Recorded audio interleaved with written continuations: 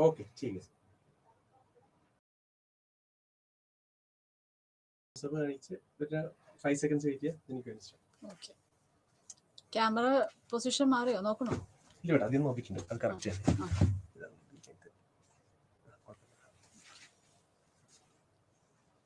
Thumb വെച്ചോട്ടെ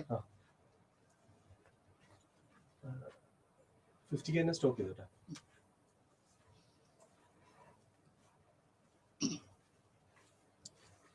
നമസ്കാരം ഞാൻ ഗ്ലാർമിന academic councillor IGNOU ആസി Cochin ഇന്നത്തെ നമ്മുടെ class BPCC 131 foundations of psychology നമ്മൾക്ക് 5 ബ്ലോക്കാണുള്ളത് അതിൽ 4ാമത്തെ ബ്ലോക്ക് ആണ് ഇന്ന് നമ്മൾ സ്റ്റാർട്ട് ചെയ്യുന്നത് പേഴ്സണാലിറ്റി ആൻഡ് ഇൻ്റലിജൻസ് അതിൽ യൂണിറ്റ് 7 പേഴ്സണാലിറ്റി ആണ് ഇന്ന് നമ്മൾ കവർ ചെയ്യുന്ന ലെസൺ പേഴ്സണാലിറ്റി യൂണിറ്റിൻ്റെ മെയിൻ ഒബ്ജക്റ്റീവ്സ് എന്ന് പറയുന്നത് ഒന്ന് പേഴ്സണാലിറ്റിയുടെ ഡിഫറെൻറ്റ് ഡെഫിനിഷൻസ് മനസ്സിലാക്കുക പേഴ്സണാലിറ്റിയുടെ നേച്ചർ മനസ്സിലാക്കുക പേഴ്സണാലിറ്റിയായിട്ട് ബന്ധപ്പെട്ടുള്ള ചില സിദ്ധാന്തങ്ങൾ മനസ്സിലാക്കുക എങ്ങനെ പേഴ്സണാലിറ്റി നമുക്ക് അസസ് ചെയ്യാൻ സാധിക്കും ഇത്രയും കാര്യങ്ങളാണ് നമ്മൾ ഇന്ന് ഈ യൂണിറ്റിലൂടെ മനസ്സിലാക്കുന്നത് ആദ്യം ഇൻട്രൊഡക്ഷൻ പേഴ്സണാലിറ്റി എന്ന് പറയുന്ന വാക്ക് വന്നിരിക്കുന്നത് ലാറ്റിൻ വേർഡ് പേഴ്സണ എന്ന് പറയുന്ന ലാറ്റിൻ വേർഡിൽ നിന്നാണ് ഈ പേഴ്സണ എന്ന് പറയുന്ന വാക്കിന്റെ അർത്ഥം മാസ്ക് എന്നാണ് മാസ്ക് എന്നാണ് അർത്ഥം ഇപ്പോൾ ഗ്രേസിയോ റോമൻ തിയേറ്റർ പ്ലേസിൽ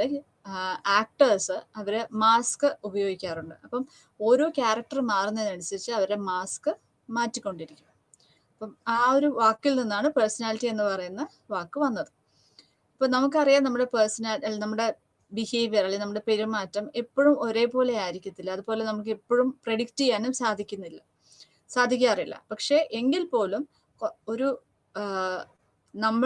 ഞാൻ അല്ലെങ്കിൽ വേറൊരു വ്യക്തിയും തമ്മിലുള്ള ഒരു വ്യത്യാസം എന്ന് പറയുന്നത് നമ്മുടെ ഈ പേഴ്സണാലിറ്റിയിൽ വന്നിരിക്കുന്ന ഡിഫറൻസ് വെച്ചിട്ടാണ് നമ്മൾ പറയാറ് ഇപ്പൊ പൊതുവെ നമ്മൾ നോക്കുമ്പോൾ ഒരു ഇൻഡിവിജ്വലിന്റെ മാത്രം എന്ന് നമ്മൾ പറയാം യുണീക്ക് ആയിട്ടുള്ളതും അതുപോലെ relatively stable patterns of behaviour എപ്പോഴും നമ്മളുടെ പെരുമാറ്റങ്ങൾ ഒരേപോലെ ഇരിക്കില്ല പക്ഷെ എന്നാൽ കൂടി ഏകദേശം കുറച്ചൊരു സ്റ്റേബിൾ പാറ്റേണിൽ വന്നിരിക്കുന്ന നമ്മുടെ ബിഹേവിയർ നമ്മുടെ പെരുമാറ്റങ്ങൾ നമ്മുടെ ചിന്തകൾ നമ്മുടെ ഇമോഷൻസ് ഇതിനെല്ലാം ചേർത്ത് വെച്ചിട്ടാണ് നമ്മളുടെ ഒരു വ്യക്തിത്വത്തിനെ നമുക്ക് ഡിഫൈൻ ചെയ്യാൻ സാധിക്കുന്നത് so personality is an individuals unique and relatively stable patterns of behaviour thoughts and emotions ഇനി കുറച്ച് ഡെഫിനിഷൻസ് ആണ് പേഴ്സണാലിറ്റിയുമായിട്ട് ബന്ധപ്പെട്ട് നമ്മൾ മനസ്സിലാക്കേണ്ട ഒരു മെയിൻ പോയിന്റ് ആണ് പേഴ്സണാലിറ്റിയിലെ കുറച്ച് ഡെഫിനിഷൻസ് ആണ് so personality refers to distinctive attributes of a person that characterise him or her അപ്പം ആ വ്യക്തിയുടെ സ്വന്തം അല്ല ആ വ്യക്തിക്ക് മാത്രമുള്ളതാണ് അവരുടെ ആ ഒരു പേഴ്സണാലിറ്റി എന്ന് പറയുമ്പോൾ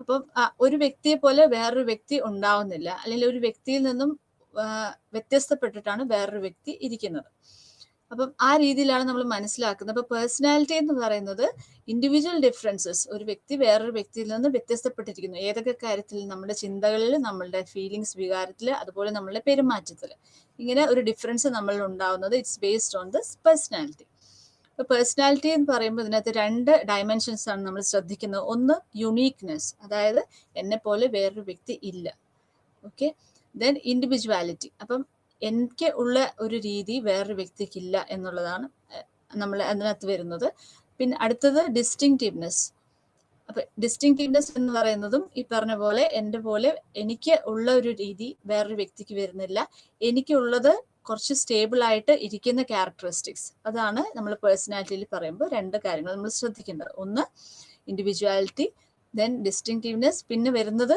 കൺസിസ്റ്റൻസി അപ്പൊ ഞാൻ ഇപ്പൊ പെരുമാറുന്ന പോലെ തന്നെ ആയിരിക്കും ഏകദേശം എൻ്റെ എന്തെങ്കിലും എല്ലാം പെരുമാറ്റങ്ങൾ ജീവിതകാലം മുഴുവൻ എൻ്റെ കൂടെ ഉള്ളതായിരിക്കും ഫോർ എക്സാമ്പിൾ ഇപ്പോൾ ഒരു സോഷ്യബിൾ ആയിട്ടുള്ള ഒരു ബീയിങ് ആണെങ്കിൽ അപ്പൊ ചെറുപ്പം മുതലേ നമുക്ക് അറിയാൻ പറ്റും അവരുടെ ഒരു സോഷ്യൽ ഇന്ററാക്ഷൻ ലെവൽ എങ്ങനെയാണെന്ന് അത് ജീവിതകാലം മുഴുവൻ നമ്മളുടെ കൂടെ ആ ഒരു സോഷ്യൽ ഇന്ററാക്ഷൻ അല്ല ആ ഒരു പാറ്റേൺ ഓഫ് ഇന്ററാക്ഷൻ നമ്മളുടെ കൂടെ ഉണ്ടാവും പിന്നെ ചില ലേണിംഗ് സിറ്റുവേഷൻസ് അല്ലെങ്കിൽ ചില കോംപ്ലിക്കേഷൻസ് ലൈഫിൽ വരുമ്പോൾ ഉണ്ടാവുന്ന ഒരു മാറ്റമായിരിക്കും പക്ഷെ ബേസിക് അവരുടെ പേഴ്സണാലിറ്റി എന്ന് പറയുന്നത് സോഷ്യബിൾ ബീയിങ് ആണ് എന്ന് നമുക്ക് പറയാൻ സാധിക്കും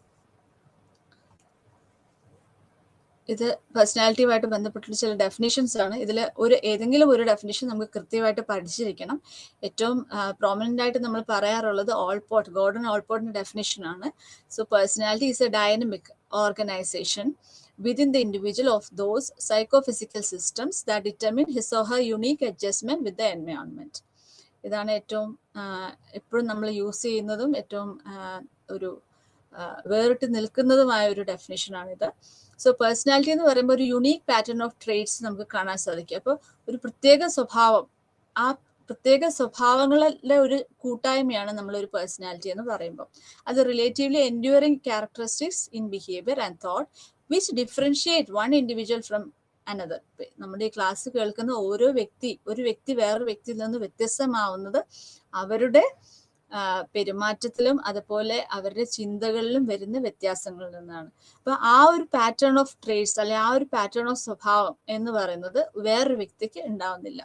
ഓക്കെ, ഇനി ട്രേറ്റ്സ് എന്ന് പറഞ്ഞാൽ ഞാൻ നേരത്തെ പറഞ്ഞു സ്വഭാവങ്ങൾ, അതിനാണ് നമ്മൾ ട്രേറ്റ്സ് എന്ന് പറയുന്നത്. അപ്പം ഈ ട്രേറ്റ്സ് വെച്ചിട്ടാണ് നമ്മൾ ഒരു വ്യക്തി, അതായത് ഒരു സോഷ്യബിൾ ആയിട്ടുള്ള ഒരു പേഴ്സൺ ആണെങ്കിൽ അല്ലെങ്കിൽ ഒരു അഗ്രസീവ് ആയിട്ടുള്ള ഒരു പേഴ്സൺ ആണെങ്കിൽ ആ വ്യക്തിയെ മറ്റുള്ളവരുടെ ഇന്ററാക്ട് ചെയ്യുമ്പോഴും അതുപോലെ അവരോട് സംസാരിക്കുമ്പോഴും അവരുടെ പെരുമാറ്റത്തിലും ഒക്കെ നമുക്ക് ഈ ഒരു ട്രേറ്റ് അവിടെ കാണാൻ സാധിക്കും. അഗ്രസീവ്നെസ് എന്ന് പറയുന്ന ആ ഒരു ട്രേറ്റ് അവിടെ കാണാൻ സാധിക്കും. ഓക്കെ, സോ ഇത്രയാണ് നമ്മുടെ പേഴ്സണാലിറ്റിയുടെ ഇൻട്രൊഡക്ഷനും അതുപോലെ ഡെഫിനിഷൻ, നേച്ചർ. അടുത്തത് തിയറീസ് ഓഫ് പേഴ്സണാലിറ്റി. എങ്ങനെയാണ് നമ്മൾക്ക് ഒരു പേഴ്സണാലിറ്റിയെ ഏതൊക്കെ രീതിയിൽ നമുക്ക് മനസ്സിലാക്കാം, ഒരു വ്യക്തിയുടെ ഒരു സ്വഭാവത്തിന് നമുക്ക് ഏതൊക്കെ എക്സ്പ്ലനേഷൻസ് നമുക്ക് കൊടുക്കാൻ സാധിക്കും എന്നുള്ളതാണ്. ഇതിൽ ആദ്യത്തെ theories of personality, early theories of പേഴ്സണാലിറ്റിയിൽ ഫിസിക്കൽ അപ്പിയറൻസിനായിരുന്നു കൂടുതൽ ഒരു കൺസേൺ വെച്ചിരുന്നത്. അപ്പോൾ ഒരു വ്യക്തിയുടെ ശരീരത്തിന്റെ രീതി, അതായത് ബോഡി ടൈപ്സ് വെച്ചിട്ട് ആ വ്യക്തി ഏത് തരത്തിലുള്ള ഒരു വ്യക്തി, ഏത് സ്വഭാവക്കാരാണെന്ന് നമുക്ക് മനസ്സിലാക്കാൻ സാധിക്കും എന്നുള്ളതായിരുന്നു. അപ്പം അതില് ഫ്രാൻസ് ജോസഫ് ഗാളിന്റെ ഒരു പ്രൊപ്പോസിഷൻ അനുസരിച്ച് നമ്മളുടെ സ്കള്ളില് ചെറിയ ചെറിയ ഇങ്ങനെ ബംസ് പോലെ, അപ്പൊ ഇങ്ങനെ ചെറിയൊരു മുഴകൾ പോലെ ആ തലയുടെ ഷേപ്പ് അനുസരിച്ച് ആ വ്യക്തിയുടെ സ്വഭാവം മനസ്സിലാക്കാൻ പറ്റും എന്നുള്ളതായിരുന്നു ഫ്രാൻസ് ജോസഫ് ഗാളിന്റെ ഒരു പ്രൊപ്പോസിഷൻ.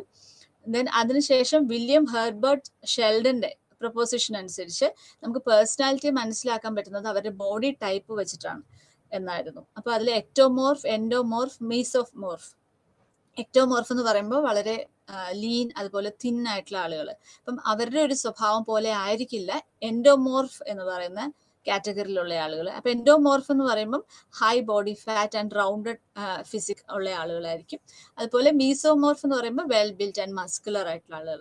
അപ്പൊ ഇങ്ങനെ ഓരോ ബോഡി ടൈപ്സ് അനുസരിച്ചിട്ട് അവരുടെ ട്രേറ്റ്സിലും വ്യത്യാസം ഉണ്ടാവും, അവരുടെ സ്വഭാവത്തിലും വ്യത്യാസം ഉണ്ടാവും എന്നുള്ളതാണ് വില്യം ഹെർബർട്ട് ഷെൽഡൻ പറഞ്ഞത്. സോ ഈ അപ്രോച്ചിന് വേറൊരു പേര് കൂടിയുണ്ട്, സൊമാറ്റോളജി. അത് കഴിഞ്ഞ് പിന്നീട് വന്ന പുതിയ ഐഡിയാസ് അനുസരിച്ച് നമുക്ക് മനസ്സിലാക്കാൻ സാധിക്കുന്നത് ഇതൊന്നും അത്ര സയന്റിഫിക് ആയിട്ടുള്ളൊരു എക്സ്പ്ലനേഷൻ അല്ല എന്നും, പിന്നീട് ഇത്തരത്തിലുള്ള ഒരു പേഴ്സണാലിറ്റിയുടെ എക്സ്പ്ലനേഷനെ നമ്മളത് ഡിസ്കാർഡ് ചെയ്യുകയാണ് ചെയ്തത്. സോ ഇനിയിപ്പം അടുത്ത ഒരു സയന്റിഫിക് മെത്തേഡിലൂടെ നമ്മൾ മനസ്സിലാക്കുന്ന പേഴ്സണാലിറ്റിയെ കുറിച്ച് നമ്മൾ മനസ്സിലാക്കാനാണ് ഇനി അടുത്ത് ശ്രമിക്കുന്നത്. സോ ഇതിൽ ആദ്യം പറയുന്നത് ഫ്രോയിഡ്സിന്റെ ഒരു പേഴ്സണാലിറ്റി തിയറിയാണ്. സിഗ്മണ്ട് ഫ്രോയിഡ് ബേസിക്കലി ഒരു ഫിസിഷ്യൻ ആയിരുന്നു. പിന്നെ psychoanalytic theory of personality, നമ്മൾ സൈക്കോളജി പഠിക്കുന്നവരാകുമ്പം അവർക്ക് ഏറ്റവും ഫാസിനേഷൻ തോന്നിയിട്ടുള്ള ഒരു വ്യക്തിയായിരിക്കും Sigmund Freud. Interpretation of dreams ഇദ്ദേഹത്തിന്റെ ഒരു ഫേമസ് ബുക്സ് ആണ്. സോ അതിൽ എങ്ങനെയാണ് നമ്മൾ ഡ്രീംസിനെ വിലയിരുത്തുക, എങ്ങനെയാണ് അത് നമ്മളുടെ ഒരു അൺകോൺഷ്യസ് ഒരു റോഡ് വേ അല്ലെങ്കിൽ ഒരു റോയൽ വേ ടു അൺകോൺഷ്യസ്നെസ് എന്നാണ് ഡ്രീംസിനെ അദ്ദേഹം വിശേഷിപ്പിച്ചിരുന്നത്. സോ ഇദ്ദേഹത്തിന്റെ ഒരു സെൻട്രൽ പോയിന്റ് ഇദ്ദേഹം പറയുന്നത് വെച്ചാൽ നമ്മളുടെ അൺകോൺഷ്യസ് മെന്റൽ പ്രോസസ്സസ് ആണ് നമ്മളുടെ ഒരു കോൺഷ്യസ് അവയർനെസ്സിൽ നിന്ന് വിട്ടിട്ടുള്ള അൺകോൺഷ്യസ് മെന്റൽ പ്രോസസ് ആണ് നമ്മളുടെ ഒരു പേഴ്സണാലിറ്റിയെ ഡിഫൈൻ ചെയ്യുന്നത് എന്നുള്ളതാണ് ഇദ്ദേഹത്തിന്റെ ഒരു കോൺസെപ്റ്റ്. സോ അതിൽ നമ്മൾക്ക് അൺകോൺഷ്യസ് ആയിട്ടുള്ള നമ്മുടെ ഡിസയേഴ്സ്, നമ്മുടെ ആവശ്യങ്ങൾ, നമ്മുടെ മോട്ടിവേഷൻ, ഇതെല്ലാമാണ് ഒരു വ്യക്തിയുടെ സ്വഭാവത്തെ അല്ലെങ്കിൽ വ്യക്തിത്വത്തെ നിയന്ത്രിക്കുന്നതും നിർണ്ണയിക്കുന്നതും എന്നുള്ളതായിരുന്നു ഇദ്ദേഹത്തിന്റെ ഒരു കോൺസെപ്റ്റ്. ഇദ്ദേഹം പറയുന്നത് അനുസരിച്ച് aspects of human behaviour such as aggression and sexual desires also plays an important role in our personality. അപ്പം ഇദ്ദേഹത്തിന്റെ ഒരു വ്യൂ പോയിന്റ് അനുസരിച്ച് ഒരു ബിറ്റർ ചൈൽഡ്ഹുഡ് എക്സ്പീരിയൻസ് ഉണ്ടെങ്കിൽ അല്ലെങ്കിൽ അൺകോൺഷ്യസ് ആയിട്ടുള്ള മോട്ടീവ്സ്, ദെൻ ബിറ്റർ ആയിട്ടുള്ള അല്ലെങ്കിൽ ബിറ്റർ അല്ലെങ്കിൽ പോലും ചൈൽഡ്ഹുഡ് എക്സ്പീരിയൻസസ് നമ്മളുടെ ലൈഫിനെ ഒത്തിരി എഫക്റ്റ് ചെയ്യും, അല്ലെങ്കിൽ ഏത് പോസിറ്റീവ്ലി ഓർ നെഗറ്റീവ്ലി നമ്മളെ എഫക്റ്റ് ചെയ്യുന്ന ഒരു ഘടകം ആണെന്ന് ഏറ്റവും കൂടുതൽ മനസ്സിലാക്കുകയും അതിനെ പറ്റിയിട്ടുള്ള ചർച്ചകളെല്ലാം ചെയ്തിരിക്കുന്നത് ഫ്രോയിഡ് ആണ് ഫസ്റ്റ് ടൈം.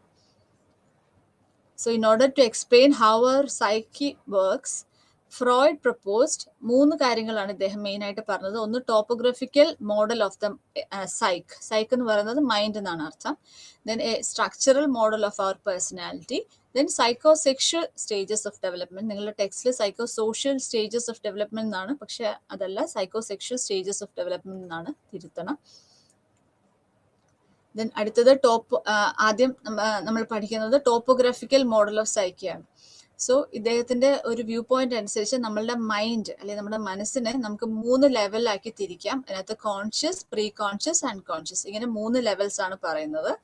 അതിൽ കോൺഷ്യസ് മൈൻഡ് എന്ന് പറയുന്നത് നമ്മളുടെ കറണ്ട് ഇൻഫർമേഷൻ എന്താണോ അത് നമ്മൾ ഏറ്റവും അവെയർ ആയിട്ട് ഇരിക്കുന്ന ഒരു അവസ്ഥയിൽ, അതായത് thoughts, feelings and actions of which you R aware at the very moment. So ഇന്ന് നമ്മൾ ക്ലാസ് കേട്ടുകൊണ്ടിരിക്കുകയാണ്, ഞാൻ ക്ലാസ് എടുത്തുകൊണ്ടിരിക്കുകയാണ്. സോ ഇതാണ് ഒരു കോൺഷ്യസ് മൈൻഡ് എന്ന് നമ്മൾ പറയുന്നത്. Then preconscious or subconscious mind, അതാണ് രണ്ടാമത്തെ ലെവൽ എന്ന് പറയുന്നത്. The mind deals with all those informations for which you are not currently aware but can become only if you pay attention. For example, നമ്മളിപ്പോൾ ഒരു കടയിൽ പോകുന്നു, സാധനങ്ങൾ വാങ്ങിക്കുന്ന സമയത്ത് പാല് വാങ്ങിക്കുന്ന കാര്യം ഞാൻ മറന്നു പോയിരുന്നു. പക്ഷെ പിന്നീട് ഞാൻ ഇറങ്ങി വന്നപ്പോൾ അവിടെ പാലിന്റെ ഒരു ഫുൾ പാക്കറ്റ് ഇരിക്കുന്ന കണ്ടപ്പോഴും അയ്യോ ഞാൻ പാല് വാങ്ങിച്ചില്ലല്ലോ എന്ന് നമ്മൾ ഓർത്തെടുക്കുന്നു. സോ അതൊരു കോൺഷ്യസ് അവയർനെസ്സിൽ ഉണ്ടായില്ല, പക്ഷെ നമ്മളുടെ ഒരു പെട്ടെന്ന് നമ്മൾ ആ ഒരു അറ്റൻഷൻ എടുക്കണം എന്ന് ഓർക്കുമ്പോഴും അത് വരുന്ന ഒരു സ്റ്റേജ് ആണ് preconscious or subconscious mind എന്ന് പറയുന്നത്. അടുത്തത് ലാസ്റ്റ് ലെവൽ ഓഫ് മൈൻഡ് ആണ്. ഇത് unconscious level of mind. This part of mind stores those socially unacceptable needs, desires, motivations or feelings for which you are unaware of. അപ്പൊ നമ്മളുടെ ഒരു conscious അവെയർനെസ്സിൽ ഇല്ലാത്തതും നമ്മൾക്ക് ഓർത്തെടുക്കാൻ പറ്റാത്തതുമായിട്ടുള്ള ഇൻഫർമേഷൻസ് ആണ് അൺകോൺഷ്യസ് ലെവലിൽ നിൽക്കുന്നതെന്നാണ്. അപ്പൊ അത് സോഷ്യലി അൺഅക്സെപ്റ്റബിൾ ആയിട്ടുള്ള ഒരു നീഡോ അല്ലെങ്കിൽ ഡിസയർ ആയിരിക്കാം, ഒരു അൺഅക്സെപ്റ്റബിൾ ആയിട്ടുള്ള ഒരു സെക്ഷൽ ഡിസയർ ആയിരിക്കാം, അങ്ങനെയുള്ള മോട്ടിവേഷൻസ് ആയിരിക്കാം, ഫീലിങ്സ് ആയിരിക്കാം. പക്ഷെ അതിനെക്കുറിച്ച് നമ്മൾ അൺഅവെയർ ആയിരിക്കുന്ന ഒരു സിറ്റുവേഷനുമാണ്, നമുക്കത് ഓർത്തെടുക്കാനും പറ്റാത്തൊരു സ്റ്റേജ് ആണ്. സോ ഇങ്ങനെ 3 ലെവൽസ് ഓഫ് കോൺഷ്യസ്നെസ് ആണ് നമുക്കുള്ളത്.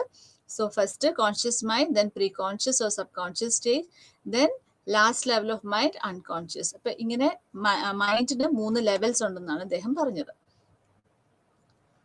അടുത്തത് സ്ട്രക്ചറൽ മോഡൽ ഓഫ് പേഴ്സണാലിറ്റി. ഇപ്പൊ പേഴ്സണാലിറ്റി ഇദ്ദേഹം പറയുന്നത് അനുസരിച്ച് നമുക്ക് 3 സ്ട്രക്ചേഴ്സ് ആണ് മെയിൻ, 3 എലമെന്റ്സ് ആണ് പേഴ്സണാലിറ്റിയിൽ വരുന്നത്. ഒന്ന് ഇഡ്, രണ്ടാമത്തെ ഈഗോ, മൂന്നാമത്തെ super ego. Okay, id, ego and super ego.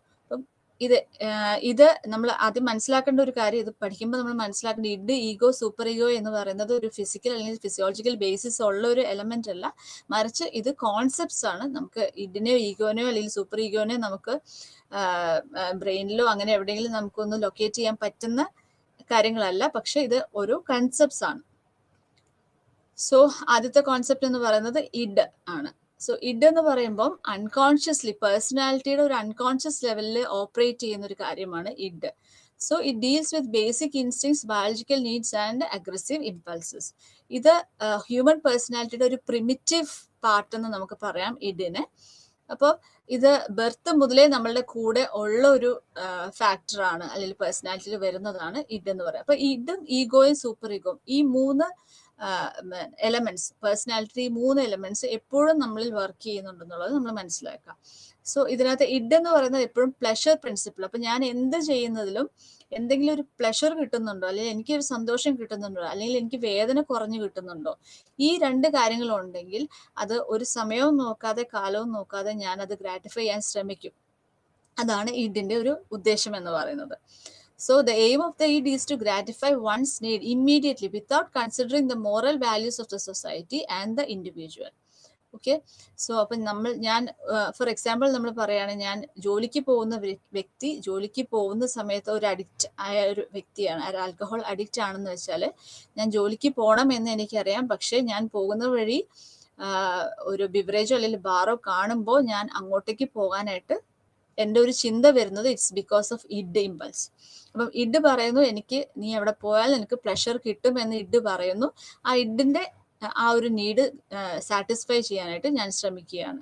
Okay, so അതാണ് ഇഡ് എന്ന് പറയുമ്പോൾ എപ്പോഴും ഒരു പ്ലഷർ പ്രിൻസിപ്പിളിനെ ബേസ് ചെയ്തിട്ടാണ് നമ്മളുടെ പേഴ്സണാലിറ്റിയിലെ ഇഡ് എന്ന് പറയുന്ന പാർട്ട് വർക്ക് ചെയ്യുന്നത്. സോ ഇഡിന് 2 ഫോഴ്സസ് ആണ്, ഈറോസ് ആൻഡ് താനറ്റോസ്. അപ്പം ഈറോസ് എന്ന് പറയുന്നത് എപ്പോഴും സർവൈവലിനെ ബേസ് ചെയ്തിട്ടുള്ളതാണ്. ആ സമയം താനറ്റോസ് എന്ന് പറയുമ്പോൾ എപ്പോഴും ഒരു ഡെത്ത് ഇൻസ്റ്റിങ്ക്റ്റ് വരുന്നതാണ്. അപ്പം നമ്മളുടെ ഓരോ വ്യക്തിയിലും ഈ പറഞ്ഞ സർവൈവൽ അല്ലെങ്കിൽ ഒരു ലൈഫ് ഫോഴ്സ് ഉണ്ട്, അതുപോലെ തന്നെ ഡെത്ത് ഫോഴ്സും ഉണ്ടെന്നാണ് പറയുന്നത്. അപ്പൊ ഡെത്ത് ഫോഴ്സ് എപ്പോഴും ഒരു വയലൻസിലേക്കോ അല്ലെങ്കിൽ അഗ്രഷനിലേക്കോ അല്ലെങ്കിൽ ഒരു ഹെയ്റ്റിലേക്കോ നമ്മളെ എത്തിക്കുന്നു. ആ സമയം ഈറോസ് എന്ന് പറയുന്നത് നമുക്കൊരു സെക്ഷൽ ഡിസയർ അല്ലെങ്കിൽ റിപ്രൊഡക്ഷൻ ഡിസയർ അല്ലെങ്കിൽ ഒരു പെയിൻ അവോയ്ഡൻസിലേക്ക് നമ്മൾ എത്തിക്കുന്നു.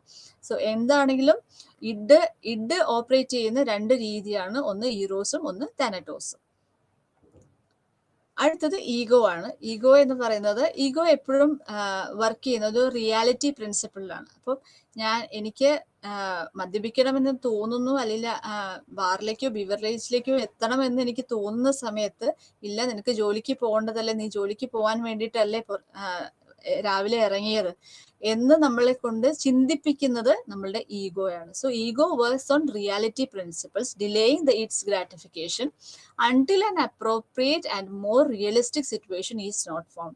അപ്പോൾ ഒരു റിയലിസ്റ്റിക് ആയിട്ടുള്ള സിറ്റുവേഷൻ ഉണ്ടാവുന്നത് വരെ, അല്ലെ അപ്രോപ്രിയേറ്റ് ആയിട്ടുള്ള സിറ്റുവേഷൻ ഉണ്ടാവുന്നത് വരെ നമ്മളുടെ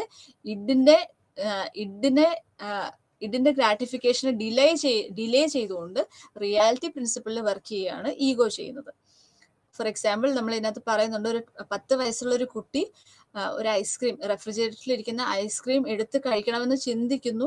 അപ്പൊ ചിന്തിക്കുന്നത് ഇറ്റ്സ് ബിക്കോസ് ഓഫ് ഇഡിന്റെ ഒരു ഗ്രാറ്റിഫിക്കേഷന് വേണ്ടിയിട്ടാണ് നമ്മൾ അത് കഴിക്കാൻ ചിന്തിക്കുന്നത്. പക്ഷേ അച്ഛൻ്റെ അടുത്തു നിന്നോ അല്ലെങ്കിൽ അമ്മയുടെ അടുത്തു നിന്നോ പേരൻസിൽ നിന്ന് പെർമിഷൻ ഇല്ലാതെ ഐസ്ക്രീം എടുത്താൽ എന്നെ പണിഷ് ചെയ്യും എന്ന് പറയുമ്പോൾ അവിടെ ഈഗോ ആണ് കുട്ടിയെ റെസ്ട്രിക്റ്റ് ചെയ്യുന്നത്. അപ്പൊ ഇൻസ്റ്റന്റ് ആയിട്ടുള്ള ഒരു ഗ്രാറ്റിഫിക്കേഷൻ കൊടുക്കാതെ ഈഗോ ആണ് നമ്മളെ റെസ്ട്രിക്റ്റ് ചെയ്യുന്നത്.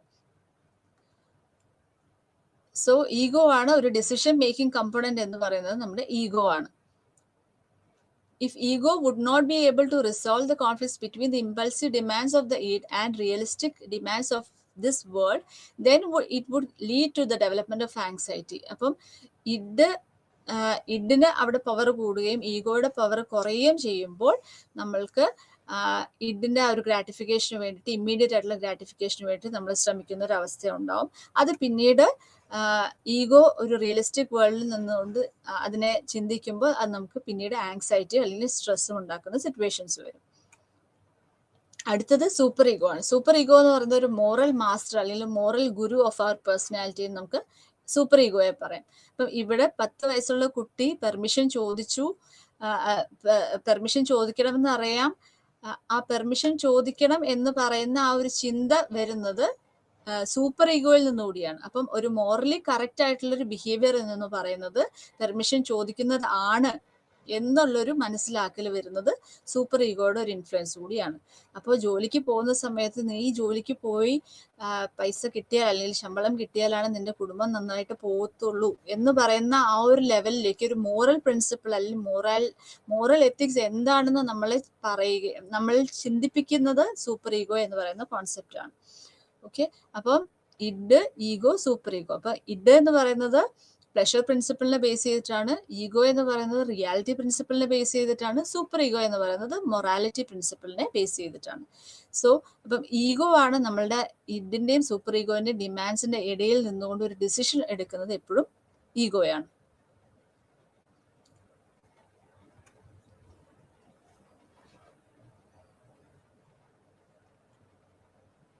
ഇതാണ് അതിൻ്റെ ഒരു മോഡൽ, പേഴ്സണാലിറ്റി സ്ട്രക്ചറിന്റെ ഒരു മോഡലാണ്. അതിൽ ഒരു ഐസ്ബെർഗുമായിട്ട് നമ്മൾ ഇതിനെ താരതമ്യപ്പെടുത്തിയിട്ടാണ് പറയുന്നത്. അതിനകത്ത് കോൺഷ്യസ് വേൾഡ് എന്ന് പറയുന്നത്, കോൺഷ്യസ് ലെവൽ എന്ന് പറയുന്നത് വളരെ കുറച്ച് പോർഷൻ ആണ് വരുന്നത്, കോൺടാക്ട് വിത്ത് ഔട്ട്സൈഡ് വേൾഡ്. അതിനുശേഷം അതിൻ്റെ താഴെ വരുന്നത് പ്രീ കോൺഷ്യസ് ലെവലാണ്, material just beneath the surface of awareness. പക്ഷെ നമ്മൾക്ക് ഒന്ന് ചിന്തിച്ചെടുത്താൽ അല്ലെങ്കിൽ നമ്മളൊരു അറ്റൻഷൻ കൊടുത്താൽ നമ്മൾക്ക് അത് കോൺഷ്യസ് ലെവലിലേക്ക് കൊണ്ടുവരാൻ സാധിക്കും. അടുത്തത് അൺകോൺഷ്യസ് ലെവൽ, അതാണ് ഏറ്റവും കൂടുതലായിട്ട് ഇരിക്കുന്ന ഒരു പോർഷൻ എന്ന് പറയുന്നത് അൺകോൺഷ്യസ് ലെവലാണ്. Difficult to retrieve material well below the surface of awareness. ഇങ്ങനെയാണ് 3 ലെവൽസ് ഓഫ് കോൺഷ്യസ്നെസ് പറയുന്നത്. അതുപോലെ ego, super ego, id. Id എന്ന് പറയുന്നത് എപ്പോഴും പ്ലഷർ പ്രിൻസിപ്പളിനെ ബേസ് ചെയ്തിട്ടുള്ളതാണ്. അത് ഏറ്റവും കൂടുതൽ വർക്ക് ചെയ്യുന്നത് അൺകോൺഷ്യസ് ലെവലിൽ തന്നെയാണ്. ഈഗോ എന്ന് പറയുന്നത് കുറച്ച് കോൺഷ്യസ് ലെവലിലുണ്ട്, പിന്നീട് കുറച്ച് പ്രീ കോൺഷ്യസ് ലെവലിലും അൺകോൺഷ്യസ് ലെവലിലും ആയിട്ടാണ് കിടക്കുന്നത്. സൂപ്പർ ഈഗോയുണ്ട്. സൂപ്പർ ഈഗോ എന്ന് പറയുമ്പോൾ ഒരു മോറൽ പ്രിൻസിപ്പിൾ അല്ലെങ്കിൽ സോഷ്യൽ കമ്പണന്റ് ആണ് അതിനകത്ത് വരുന്നത്. സൂപ്പർ ഈഗോയിൽ രണ്ട് കാര്യങ്ങളാണ്, ഒന്ന് കൺസൈൻസ്, ദെൻ ഈഗോ ഐഡിയൽ. ഇങ്ങനെ രണ്ട് എലിമെന്റ്സ് ആണ് സൂപ്പർ ഈഗോയിൽ വരുന്നത്. ദെൻ അടുത്തത് ego defence mechanism. Ego defence mechanism എന്ന് പറയുന്നത് നമ്മളുടെ ഓരോ സിറ്റുവേഷൻ വരുമ്പോഴും നമ്മളുടെ ഇമേജിനെ പ്രൊട്ടക്ട് ചെയ്യാൻ വേണ്ടിയിട്ട്, നമ്മളെ ആങ്സൈറ്റി അല്ലെങ്കിൽ സ്ട്രെസ് ഒഴിവാക്കാൻ വേണ്ടിയിട്ട് നമ്മൾ എടുക്കുന്ന ഡിഫെൻസ് മെക്കാനിസത്തിനെയാണ് ഈഗോ ഡിഫെൻസ് മെക്കാനിസം എന്ന് പറയുന്നത്. So according to Freud, the sole aim of employing these ego defense mechanism is to protect our psyche from anxiety or to protect our self-image. For example, repression എന്ന് പറയുന്നത് unconscious denial of impulses or memories that are too frightening or painful.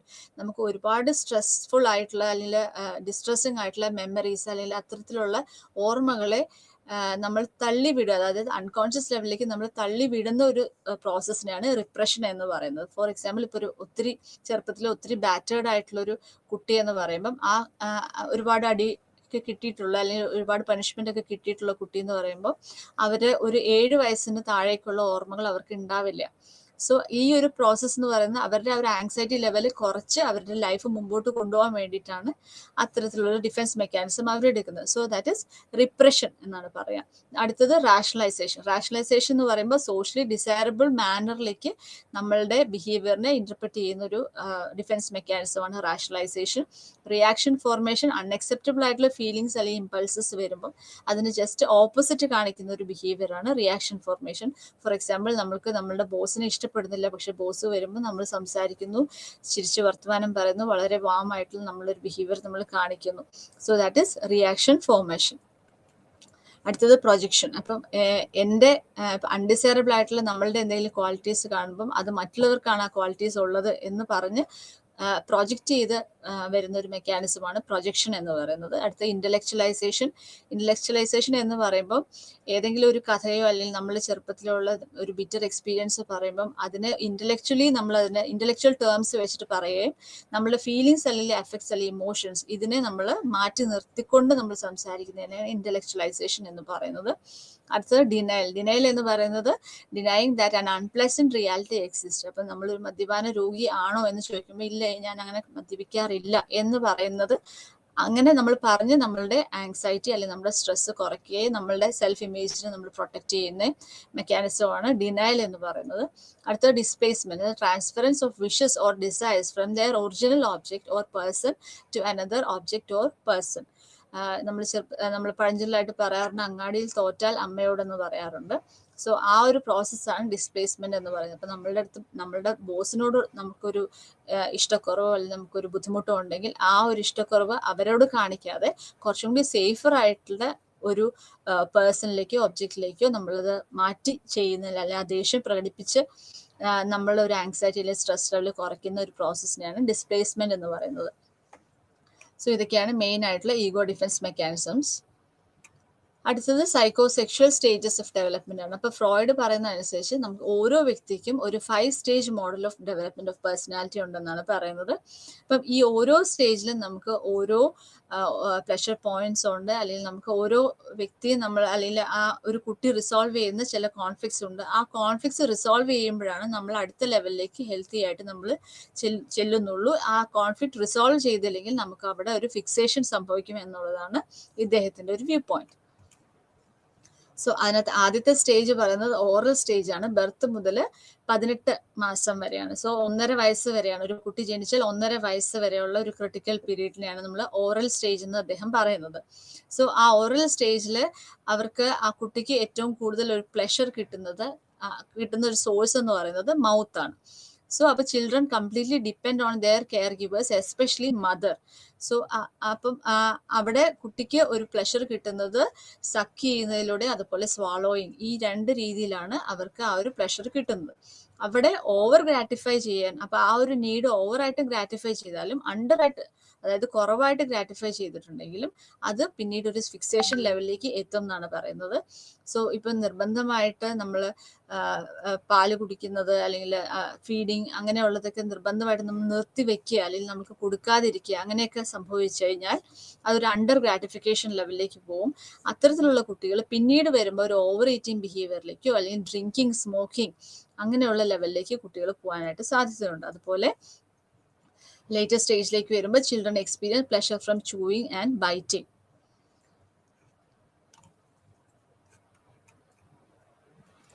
അപ്പം ആ ഒരു conflict correct resolve ചെയ്യാൻ പറ്റിയില്ലെങ്കിൽ പിന്നീട് കുട്ടികളിൽ nail biting അതുപോലെ ഒബ്ജക്റ്റ് ചൂയിങ് ആയിട്ട് നമുക്ക് ഒബ്ജക്റ്റ് ചൂയിങ് ബിഹേവിയേഴ്സ് അഡൽഹുഡിൽ നമുക്ക് കാണാനായിട്ട് സാധിക്കും.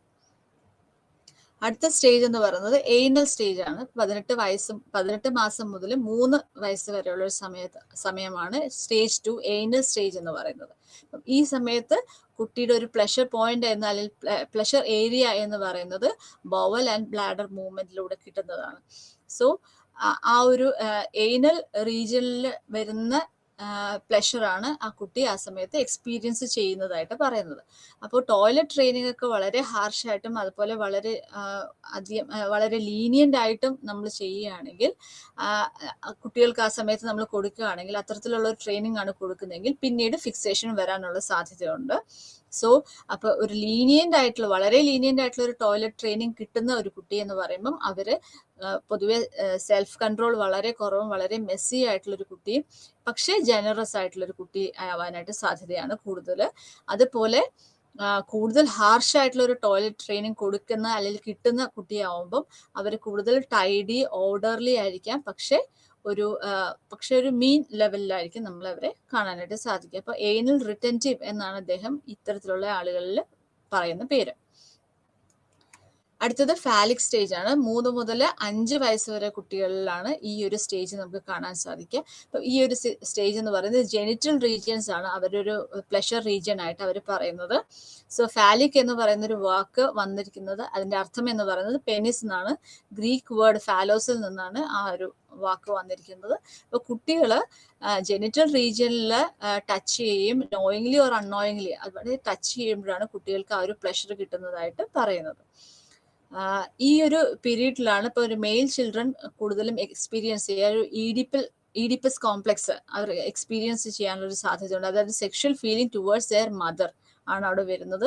അതുപോലെ ഫാദറിനോട് അപ്പോൾ ആ സമയത്ത് ഇവർക്കൊരു റൈവൽറി തോന്നുന്ന ഒരു അവസ്ഥയുമുണ്ട്. As well as a threat of getting punished by the father for having a desire for mother. ഈ ഒരു സ്റ്റേജ് ആണ് കുട്ടികളുടെ ഉണ്ടാവും എന്നുള്ളതാണ് ഇദ്ദേഹത്തിന്റെ ഒരു വ്യൂ പോയിന്റിൽ പറയുന്നത്. So male child experience Oedipus complex and a female child they experience Electra complex. So sexual attraction for father, feeling of rivalry for mother, and a threat of getting punished by the mother for having this feeling towards father. So successful resolution, അപ്പൊ ഈ ഒരു കോംപ്ലക്സിൽ നിന്നും അല്ലെങ്കിൽ ഈ ഒരു സിറ്റുവേഷനിൽ നിന്നും ഒരു സക്സസ്ഫുൾ റെസൊല്യൂഷൻ വന്നു കഴിയുമ്പോൾ ഒരു മെച്യൂർ ആയിട്ടുള്ള ഒരു സെക്ഷൽ ഐഡന്റിറ്റി നമ്മളിൽ സംഭവിക്കും എന്നുള്ളതാണ് ഇദ്ദേഹത്തിന്റെ ഒരു വ്യൂ പോയിന്റ്.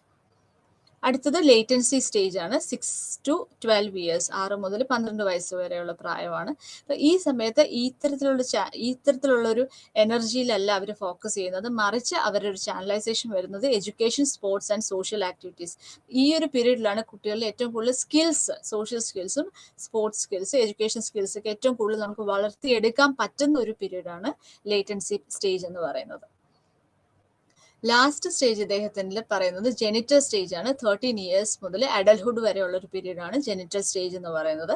അപ്പം ഇവിടെ ആ സെക്ഷൽ എനർജി വീണ്ടും തിരിച്ചു വന്നിരിക്കുക. അപ്പം ലേറ്റൻസി സ്റ്റേജിൽ നിന്ന് തിരിച്ച് ജെനിറ്റൽ സ്റ്റേജിലേക്ക് വരുമ്പോൾ ആ സെക്ഷൽ എനർജി റിട്ടേൺസ് എന്നാണ് പറയുന്നത്. അപ്പൊ successful completion of the previous stage. അപ്പം ഈ ഒരു പ്രീവിയസ് സ്റ്റേജ്, ഇതിന് തൊട്ട് മുന്നത്തെ സ്റ്റേജിലേക്ക് ഈ ഒരു സ്റ്റേജ് നമ്മൾ കഴിയുമ്പോഴേക്കും ഒരു മെച്യൂർ ആയിട്ടുള്ള ഒരു ഇന്റിമേറ്റ് റിലേഷൻഷിപ്പ് ഒരു ഓപ്പോസിറ്റ് സെക്സ് ഉള്ള ആളുമായിട്ട് നമുക്ക് ഉണ്ടാവും എന്നുള്ളതാണ് ഇദ്ദേഹത്തിന്റെ ഒരു വ്യൂ പോയിന്റിൽ പറയുന്നത്. വെറാസ് unresolved issues of previous psychosexual stages will start exhibiting during adulthood, leading to difficulty in establishing healthy intimate relationship with the opposite sex. So ഫ്രോയിഡിന്റെ ഒരു വ്യൂ പോയിന്റ്, ഫ്രോയിഡിന്റെ ഒരു തിയറി പേര് എന്ന് പറയുന്നത് സൈക്കോ അനലിറ്റിക് തിയറി എന്നാണ്. അപ്പൊ പൊതുവെ സൈക്കോളജിക്കൽ ഡിസോർഡേഴ്സ് ട്രീറ്റ് ചെയ്യാൻ വേണ്ടിയിട്ട് ഇദ്ദേഹം ഈ ഒരു സൈക്കോ അനാലിസിസ് എന്ന് പറയുന്ന ഒരു തെറപ്പിയാണ് അദ്ദേഹം ഉപയോഗിക്കുന്നത്. അപ്പോൾ അതിൽ dream analysis, analysis of transference, analysis of interference, ഇത്തരം മെത്തേഡ്സ് ആണ് അവർ ഉപയോഗിക്കുന്നത്. സോ ഈ പറഞ്ഞ ഈ 5 സ്റ്റേജസിൽ വരുന്ന ഇഷ്യൂസ് അത് സോർട്ട് ചെയ്യുക, അതിപ്പോൾ കറക്റ്റായിട്ടും ആ ഒരു കോൺഫ്ലിക്ട്സ് റിസോൾവ് ചെയ്താൽ നമുക്കൊരു ഹെൽത്തി റിലേഷൻഷിപ്പ് ഉണ്ടാവും വിത്ത് ഓപ്പോസിറ്റ് സെക്സ് എന്നുള്ളതാണ് ഇദ്ദേഹത്തിൻ്റെ ഒരു വ്യൂ പോയിന്റ്. അതുകൊണ്ടാണ് ഈ ഒരു പീരീഡിനെ നമ്മൾ ഈ ഒരു സ്റ്റേജസിനെ നമ്മൾ psycho sexual stages for development എന്ന് പറയുന്നത്. ഓക്കെ, സോ അത്രയാണ് നമ്മൾ ഫ്രോയിഡിന്റെ കോൺസെപ്റ്റ്സ് പറയുന്നത്. ഒന്ന് conscious, unconscious, conscious, pre-conscious and unconscious levels of mind, then structure of personality, id, ego, superego, then ego defense mechanism നമ്മൾ പറഞ്ഞു. then അടുത്തത് psychosexual stages of development, 5 stages നമ്മൾ മെൻഷൻ ചെയ്തു. അടുത്തത് നിയോ ഫ്രോയിഡിയൻസിനെ പറ്റിയിട്ടാണ്. നിയോ ഫ്രോയിഡിയൻസ് എന്ന് പറയുന്നത് ഫ്രോയിഡിന്റെ തന്നെ ഫോളോവേഴ്സും അതുപോലെ ഡിഫക്റ്റേഴ്സ് ഓഫ് ഫ്രോയിഡും നമ്മൾ പറയാം. അപ്പം ഇവര് ഇനീഷ്യലി ഇദ്ദേഹവുമായിട്ട് വർക്ക് ചെയ്തിരുന്നു, പിന്നെ later they defected and developed their own theories. അപ്പൊ നിയോ ഫ്രോയിഡിയൻസിൽ വരുന്ന വ്യക്തികളാണ് Adler, Horney, Fromm, Erich Fromm, then Carl യുങ് ആൻഡ് എറിക്സൺ. ഇതിലെ ആഡ്ലറിന്റെയും യുങ്ങിന്റെയും തിയറീസ് ആണ്. യുങ് എന്നാണ് നമ്മളത് പ്രൊനൗൺസ് ചെയ്യേണ്ടത്, ജങ് എന്നല്ല. ആഡ്ലറിന്റെയും യുങ്ങിന്റെയും തിയറീസ് ആണ് നമ്മളിപ്പോൾ ഇനി കവർ ചെയ്യാൻ പോകുന്നത്. സോ ആഡ്ലറിന്റെ ഒരു വ്യൂ പോയിന്റ് അനുസരിച്ച് എവ്രി വൺ, എല്ലാ വ്യക്തിയും, ആൽഫ്രഡ് ആഡ്ലർ എന്നാണ് ഇദ്ദേഹത്തിന്റെ full name, Austrian medical doctor ആയിരുന്നു. And he gave importance to the social context. അപ്പൊ നമ്മളുടെ സാമൂഹിക ചുറ്റുപാടിന് കൂടുതൽ സിഗ്നിഫിക്കൻസ് കൊടുത്തിട്ടാണ് ഇദ്ദേഹത്തിന്റെ തിയറിയിൽ നമ്മൾ മനസ്സിലാക്കുന്നത്. ഇൻഡിവിജ്വൽ സൈക്കോളജി എന്നാണ് ഇദ്ദേഹത്തിന്റെ തിയറിയുടെ പേര് പറയുന്നത്. ഫ്രോയിഡിന്റെ തിയറിയിൽ പറയുന്നത് സൈക്കോ അനലിറ്റിക് തിയറിയാണ്. നിയോ ഫ്രോയിഡിയൻസിന്റെ തിയറീസിന് സൈക്കോ ഡൈനമിക് തിയറി എന്ന് നമുക്ക് പറയാം. അതുപോലെ നിയോ ഫ്രോയിഡിയൻ തിയറീസ് എന്ന് നമ്മൾ പറയാറുണ്ട്. ദെൻ ആൽഫ്രഡ് അഡ്ലറിന്റെ വ്യൂ പോയിന്റ് അനുസരിച്ച് സോഷ്യൽ കോണ്ടെക്സ്റ്റ് ആണ് ഒരു വ്യക്തിത്വം ഡെവലപ്പ് ചെയ്യുമ്പോൾ സോഷ്യൽ കോണ്ടെക്സ്റ്റിന്റെ ഒരു ഇമ്പോർട്ടൻസ് ആണ് ഇദ്ദേഹം പറഞ്ഞിരുന്നത്. So everyone strives to attain glory, power, superiority and overcome all obstacles of life. ഇതാണ് ഇദ്ദേഹം സജസ്റ്റ് ചെയ്തിരുന്ന വ്യൂ പോയിന്റ്. സോ ആഡ്ലർ പറഞ്ഞത് നമ്മൾക്ക് എല്ലാ വ്യക്തിക്കും ഒരു സ്ട്രൈവിംഗ് ഫോർ പെർഫെക്ഷൻ ഉണ്ടാവും എന്നാണ് പറയുന്നത്. സോ അതൊരു ഇന്നേറ്റ് ഡിസയർ ആണ്. അത് ഇൻബോൺ ആയിട്ട് നമ്മളുടെ ബൈ ബർത്ത് നമുക്ക് ആ ഒരു ഡിസയർ എല്ലാ വ്യക്തികളിലും ഉണ്ടാവും. ആൻഡ് അത്തരത്തിലുള്ള ഡിസയർ ആണ് നമ്മൾക്ക് ഒരു ഫുൾ പൊട്ടൻഷ്യൽ ഉള്ള ഒരു വ്യക്തിയായി നമ്മളെ മാറ്റാൻ സാധിക്കുന്നത് എന്നുള്ളതാണ് അദ്ദേഹത്തിന്റെ ഒരു വ്യൂ പോയിന്റിൽ പറയുന്നത്. സോ അതാണ് ആദ്യം പറഞ്ഞ ടേം എന്ന് പറയുന്നത് സ്ട്രൈവിംഗ് ഫോർ പെർഫെക്ഷൻ. സോ ഇതില് പിന്നീട് അദ്ദേഹം പറഞ്ഞൊരു പോയിന്റ് എന്ന് പറഞ്ഞാൽ ഇൻഫീരിയോറിറ്റി ആൻഡ് സുപ്പീരിയോറിറ്റി കോംപ്ലക്സിനെ പറ്റിയിട്ടാണ്. So inferiority complex, superiority complex എന്ന് പറയുമ്പോൾ നമ്മൾ ജനിച്ചു വീഴുമ്പം എല്ലാ കുട്ടികളും ലെസ് കേപ്പബിൾ ആയിട്ടുള്ള ഒരു അവസ്ഥയിലാണ്, അതുപോലെ വളരെ വീക്കാണ്, ഡിപ്പെൻഡന്റ് ആണ്. അപ്പം അങ്ങനെ വരുമ്പം ഈ കുട്ടികൾക്ക് തന്നെ ഓൾഡർ സിബ്ലിങ്സിനെ വെച്ചിട്ടും അതുപോലെ പേരൻസിനെ വെച്ചിട്ടും കെയർ ഗീവേഴ്സിനെ ഒക്കെ കമ്പയർ ചെയ്യുമ്പം അവർ വളരെ ഇൻഫീരിയർ ആണ് എന്ന് തോന്നാറുണ്ട്. അപ്പൊ ഈ ഇൻഫീരിയോറിറ്റി ഫീലിംഗ് എന്ന് പറയുന്നത് അത് ഇന്നേറ്റ് ആണ്, അത് നാച്ചുറൽ ആണ്. ഇപ്പൊ കുട്ടികൾ അത് ഓവർകം ചെയ്യുക, ഈ ഒരു ഇൻഫീരിയോറിറ്റി ഫീലിംഗ് കറക്റ്റ് ആയിട്ട് ഓവർകം ചെയ്ത് കഴിഞ്ഞാൽ അവർക്ക് ഒരു സക്സസ്ഫുൾ അല്ലെങ്കിൽ ഒരു അച്ചീവ്മെന്റ് ഫീലിംഗ് ഉണ്ടാവും. സോ ആ ഒരു ഇൻഫീരിയോറിറ്റി ഫീലിംഗ് ഓവർകം ചെയ്യുന്നത് ഒരു ഒപ്റ്റിമൽ ഡെവലപ്മെന്റിന് ആവശ്യവുമാണ്. അപ്പോൾ ഇത് കോമ്പൻസേറ്റ് ചെയ്തില്ലെങ്കിൽ കുട്ടികളിൽ ചെറുപ്പത്തിലെ അത് കോമ്പൻസേറ്റ് ചെയ്തില്ലെങ്കിൽ ഈ ഒരു ഇൻഫീരിയോറിറ്റി കോംപ്ലക്സ് ഡെവലപ്പ് ചെയ്യാനുള്ള സാധ്യതയുണ്ട്. ഇനി ഓവർ കോമ്പൻസേറ്റ് ചെയ്യുകയാണെങ്കിൽ അതൊരു സുപ്പീരിയോറിറ്റി കോംപ്ലക്സ് ഡെവലപ്പ് ചെയ്യാനുള്ള സാധ്യതയുമാണ്. ഓക്കെ, സോ എല്ലാ വ്യക്തികളിലും ഈ ഒരു ഫീലിംഗ് ഓഫ് ഇൻഫീരിയോറിറ്റി ഉണ്ട്, എല്ലാ കുട്ടികളിലും, ജനിച്ചു വീഴുന്ന എല്ലാ കുട്ടികളിലും. കാരണം അവർ വീക്കാണ്, ഡിപ്പെൻഡന്റ് ആണ്, ലെസ് കേപ്പബിൾ ആണ്. അവരെ ചുറ്റുമുള്ള ആളുകളെ വെച്ച് കമ്പയർ ചെയ്യും. ദെൻ അടുത്ത ഒരു വ്യൂ പോയിന്റ് പറഞ്ഞത് പേഴ്സണാലിറ്റിനെ എഫക്ട് ചെയ്യുന്ന ഒരു വ്യൂ പോയിന്റ് എന്ന് പറയുന്നത് sibling rivalry and birth order.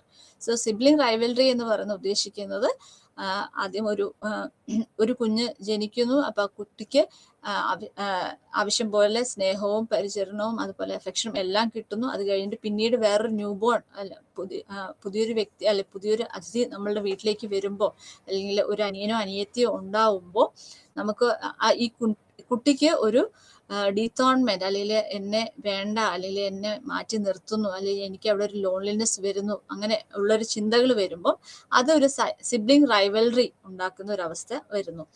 So ഈ ഒരു സിബ്ലിംഗ് റൈവൽറി നമ്മളുടെ പേഴ്സണാലിറ്റി ഫോം ചെയ്യുന്ന അല്ലെങ്കിൽ പേഴ്സണാലിറ്റി ഡെവലപ്മെന്റിനെ ഒരുപാട് എഫക്ട് ചെയ്യുന്നതായിട്ട് പറയാറുണ്ട്. അടുത്തത് ബർത്ത് ഓർഡർ ആണ്. ബർത്ത് ഓർഡറും പേഴ്സണാലിറ്റി എഫക്ട് ചെയ്യുന്നതായിട്ടാണ് പറയുന്നത്. അപ്പൊ ഇദ്ദേഹത്തിന്റെ ഒരു വ്യൂ പോയിന്റ്, അഡ്ലറിന്റെ വ്യൂ പോയിന്റ് അനുസരിച്ച് ഫസ്റ്റ് ബോൺ ചിൽഡ്രൻ എന്ന് പറയുന്നത് അവർ വളരെ റെസ്പോൺസിബിൾ ആയിരിക്കും, ഒബീഡിയന്റ് ആയിരിക്കും, അതുപോലെ ഇന്റലിജന്റ് ആയിരിക്കും എന്നാണ് പറയുന്നത്. സെക്കൻഡ് ബോൺ ആയിട്ടുള്ള കുട്ടികൾ എന്ന് പറയുന്നത് അവർക്ക് കൂടുതലും ഒരു സോഷ്യൽ അഡ്ജസ്റ്റ്മെന്റ് സ്കിൽ അല്ലെങ്കിൽ സോഷ്യൽ സ്കിൽസ് കൂടുതലായിട്ടും അവരെ കാണാൻ സാധിക്കാറുണ്ട്. They are generally trusting, accepting and other centered. Then last born, അതായത് ഇപ്പോൾ third born child exhibits strong, third born child exhibits strong security, high self-esteem but less competitiveness. Then last born എന്ന് പറയുന്ന ഒരു കുട്ടി എന്ന് പറയുമ്പം അവരൊരിക്കലും ഡീത്തോൺ ചെയ്യേണ്ട ഒരു അവസ്ഥ ഉണ്ടാവുന്നില്ല. ഇപ്പൊ ഫാമിലിയിൽ എപ്പോഴും അവരൊരു ബേബി ആയിട്ട് തന്നെ നിൽക്കും.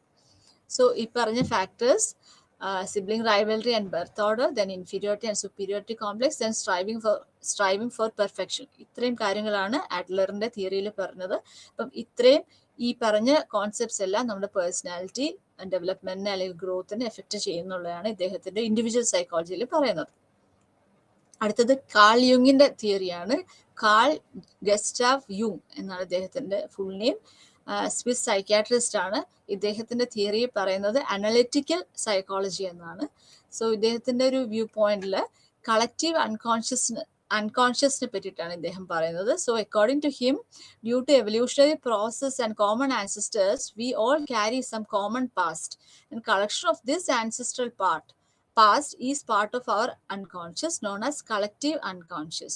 അപ്പം എല്ലാ വ്യക്തികളും ഇതുപോലെ ഒരു കളക്റ്റീവ് അൺകോൺഷ്യസ് ഉണ്ട് എന്നുള്ളതാണ് ഇദ്ദേഹം പറയുന്നത്. So it is A store house. ഈ കളക്റ്റീവ് അൺകോൺഷ്യസ് എന്ന് പറയുന്നത് അതൊരു നമ്മളുടെ ഒരു സ്റ്റോർ ഹൗസ് ആയിട്ട് നമ്മൾ മനസ്സിലാക്കുകയാണ് ചെയ്യുന്നത്. It consists of the archetypes and concepts which represent experiences that are primitive and from our ancestral heritage. For example, conceptions about rebirth.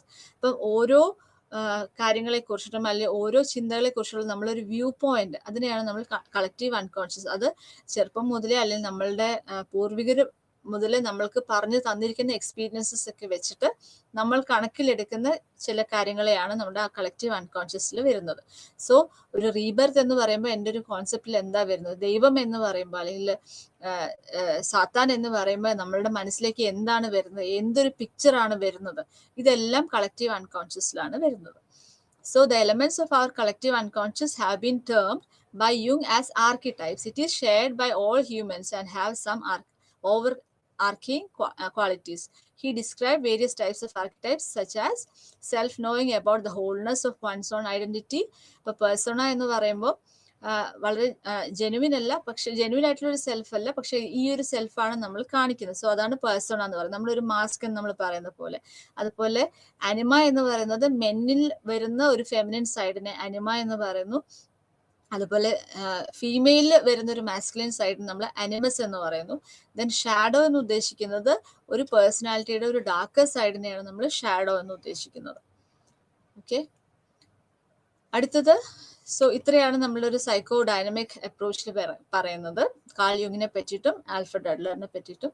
അടുത്തത് ബിഹേവിയറിസ്റ്റിക് അപ്രോച്ച് ആണ്. സോ ആദ്യം നമ്മൾ പറയുന്നത് അനലിറ്റിക്കൽ അപ്രോച്ച് ആയിരുന്നു ഫ്രോയിഡിന്റെ ബേസിസിൽ പറഞ്ഞത്. ദെൻ സൈക്കോ ഡൈനമിക് അപ്രോച്ച് പറഞ്ഞു. അടുത്തത് behaviouristic approach. Behaviouristic അപ്രോച്ചിൽ പറയുന്നത് നമ്മളുടെ ബിഹേവിയറിനനുസരിച്ചിട്ട് അല്ലെങ്കിൽ ബിഹേവിയറിൽ വരുന്ന ഒരു സ്റ്റിമുലസ് റെസ്പോൺസ് റിലേഷൻഷിപ്പ്, അതുപോലെ റീഇൻഫോഴ്സ്മെന്റും പണിഷ്മെന്റിനും അനുസരിച്ചിട്ടാണ് നമ്മളുടെ ഓരോ വ്യക്തികളുടെയും ഒരു വ്യക്തിത്വം വികസിച്ച് വരുന്നത് എന്നുള്ളതാണ് ബിഹേവിയറിസ്റ്റിക് അപ്രോച്ചിൽ പറയുന്നത്. ജോൺ ബി വാട്സണും അതുപോലെ BF സ്കിന്നറും ഇവർ രണ്ടുപേരുമാണ് മോസ്റ്റ് ഇൻഫ്ലുവൻഷ്യൽ ബിഹേവിയറിസ്റ്റ് എന്ന് നമുക്ക് പറയാൻ പറ്റുന്ന രണ്ട് വ്യക്തികൾ. So stimulus response relationship and the role of reinforcement in the behavioral process have always been the focus of study among behaviorists. So ഇവരുടെ ഒരു വ്യൂ പോയിന്റ് അനുസരിച്ച് ടു അണ്ടർസ്റ്റാൻഡ് പേഴ്സണാലിറ്റി, ഒരു പേഴ്സണാലിറ്റിയെ മനസ്സിലാക്കണമെങ്കിൽ നമ്മൾ സ്റ്റിമുലസ് റെസ്പോൺസ് റിലേഷൻഷിപ്പ് മനസ്സിലാക്കണം, അതുപോലെ reinforcement എന്താണെന്നും മനസ്സിലാക്കണം. സോ പേഴ്സണാലിറ്റി എന്ന് പറയുന്നത് നമ്മളെ റീഇൻഫോഴ്സ് ചെയ്തിട്ടുള്ള റെസ്പോൺസസ്, ഇതിന്റെ ഒരു കളക്ഷൻ ആയിട്ടാണ് നമ്മുടെ പേഴ്സണാലിറ്റിയെ നമ്മൾ മനസ്സിലാക്കുന്നത് ബിഹേവിയറിസ്റ്റിക് വ്യൂ പോയിന്റ് അനുസരിച്ച്. So there are basically 3 major theories. Classical conditioning, operant conditioning, and classical conditioning, instrumental or operant conditioning, and observational learning.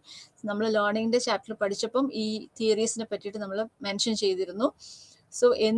So what we are is a result of our learning. ഇതാണ് ബിഹേവിയറിസത്തിന്റെ ഒരു view point എന്ന് പറയുന്നത്. നമ്മൾ